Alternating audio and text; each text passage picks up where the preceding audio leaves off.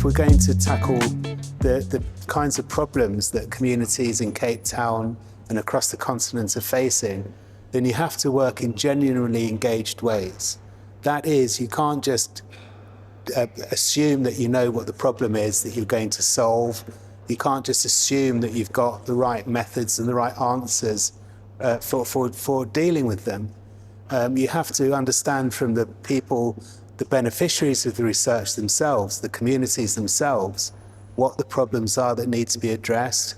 And you have to work in genuinely collaborative and co-creative ways to develop solutions for those problems.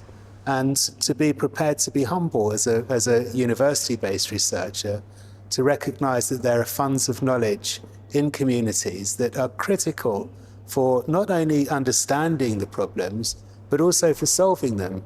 And there are super examples at the University of Cape Town. It's been incredibly humbling to be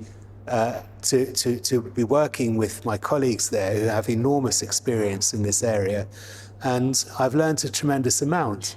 And I'm pleased that I'm able to bring that back to some of that expertise back to Bristol as well, some of those approaches to share with my colleagues here, that we're able to work as fellows, in these kinds of equal and transformative ways with our partners at the University of Cape Town and in the communities that they serve. Through our case studies, what I hope that we've done is contributed new understanding of how a university such as the University of Cape Town or the University of Bristol can change our systems, the way that we conceive of research to support this kind of work and understand the value of the funds of knowledge that are held in our communities.